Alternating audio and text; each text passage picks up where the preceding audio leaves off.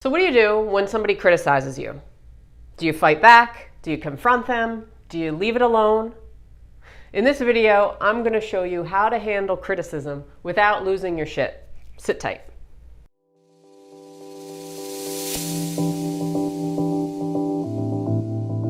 Welcome back to another video. I'm Jen. We're going to talk about criticism today and what to do. What do you do when like a family member says something and you just like boil up in anger? You want to punch them in the face. Or when a friend says something either behind your back or says something in conversation and it gets all heated and you're crawling out of your skin. What do? Do you fight them? Do you talk back about them? What is the best thing to do? How can you confront somebody? What is the best way to confront somebody when they criticize you? So let me just say, welcome to my channel, first of all. If you have not done so, please subscribe below. I put out a video every single day. Try to help you guys out, add value as much as I can. So yeah, we've all been criticized one time or another in our lives. And, it could be from somebody close to us. It could be online. It could be a friend of ours or a non-friend of ours. And it makes us feel crappy when we're criticized. It makes us feel like getting revenge on somebody, strangling them. But is that really the right thing to do? Or should we just like sit back and take it? All right, number one, understand that comments are only hurtful to you if you allow them to be hurtful for you. If you allow them into your reality, they will be hurtful. If you do not, then they won't be. It won't matter. So it's all about your reaction to a situation, to somebody. It's all about how you react. And you always have control over how you react when somebody says something to you. Usually, criticism, we view stuff as criticism. We view it as bad. We view it as hurtful because it's tapping on something within us, some nerve, something that hits a spot in our brain that, is pointing right here, and it's telling us, it's bringing up some kind of like old emotion or stuck emotion, and it's bringing up something uncomfortable for ourselves. So if you think about it, when somebody says something to you, everything that goes back and forth, they're just words that we're communicating to each other. But when we interpret those words, we link it up to an emotion, something within ourselves. And it could be the emotion of insecurity or embarrassment or something usually from a past experience we've had. And it brings that up and it heightens it. See, if there was no such thing as emotion, we were like these emotionless, non-emotional beings, non-emotional creatures, then words would just be words.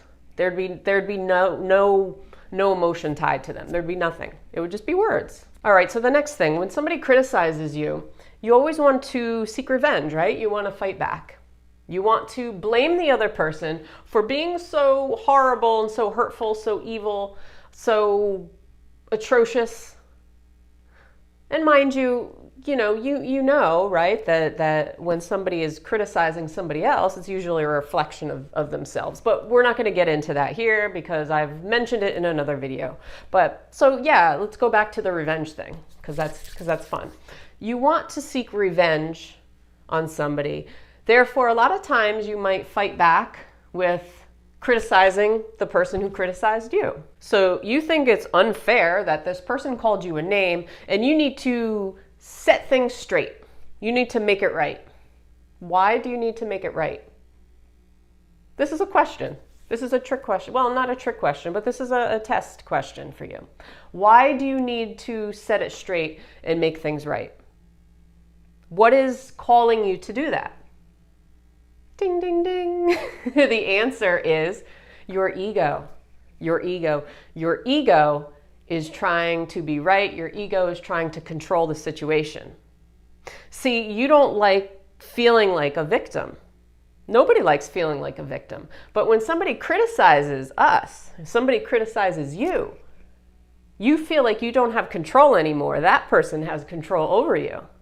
So it's almost like our ancient instinct is kind of like predator trying to attack you, and you need to protect yourself somehow. So the ego always tries to protect ourselves. So the ego is trying to protect you by making things right, by setting it straight, by fighting back or calling that person a name or blaming them. And you know, you feel like the person can't get away with it. God forbid the person get away with calling you a name. So in your head, it's like a chess game. Who's in control? Who's in control? You want to be in control. I want to be in control. We always want to be in control of the game. And this is what the ego tells us. The ego tells us, be in control. Make the other person the victim, because I don't want to be the victim. So your ultimate challenge is to not care about control at all, to drop the importance on it and stay in your awareness point. See, when you are aware of what's going on around you, then you don't have that initial reaction, that initial anger that's just like bubbling up inside of you, not that impulse that wants to just like reach out and strangle somebody. So when you're aware, you can take in that information, but you don't let it rule over you.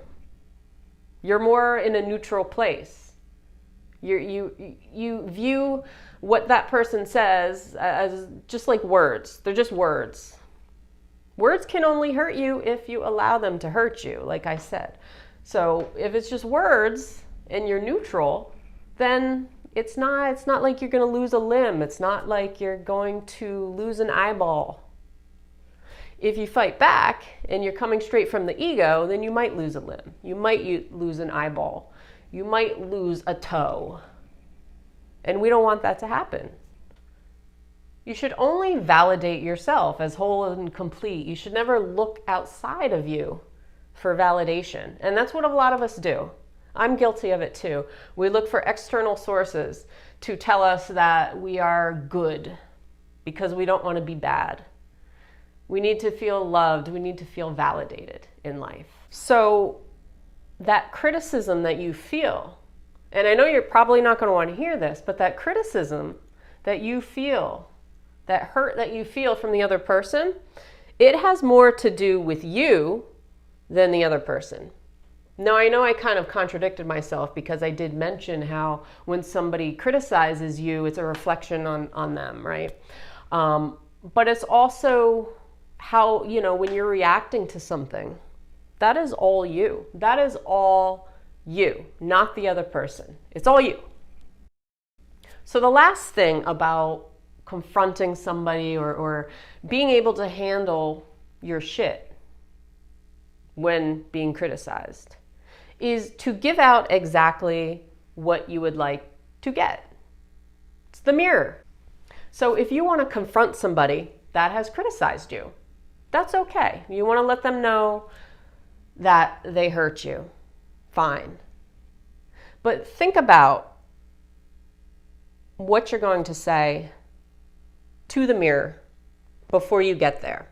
So if say you had called me a name or something, you'd called me a jerk, and I was really offended that you called me a jerk, and I come to confront you.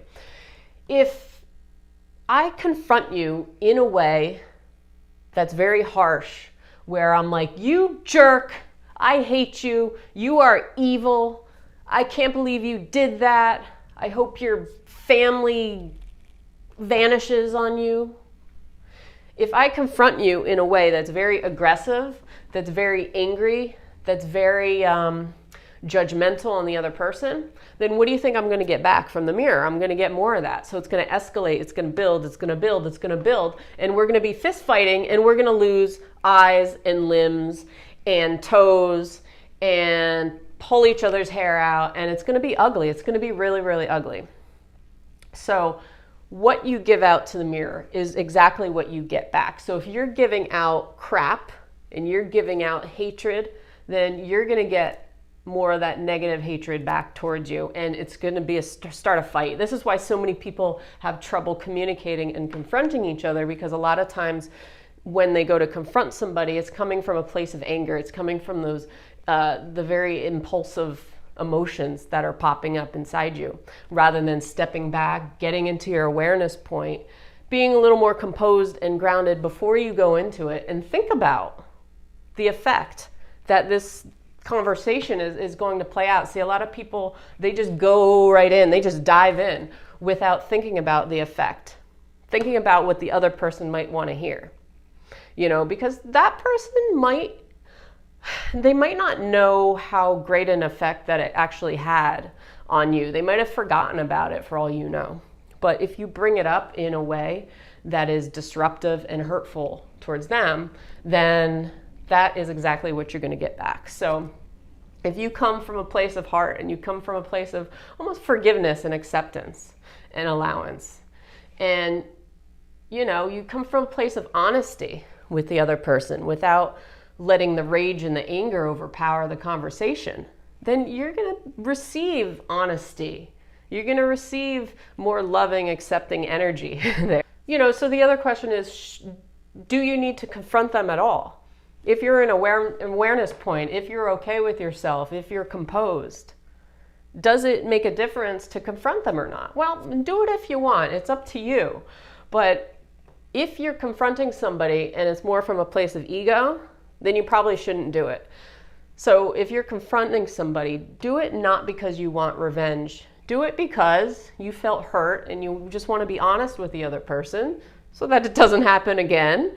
And, you know, let's just be real, you know, human to human conversation, not like butting heads, fist fight, boxing, Mike Tyson style. Think about how you would prefer to be received.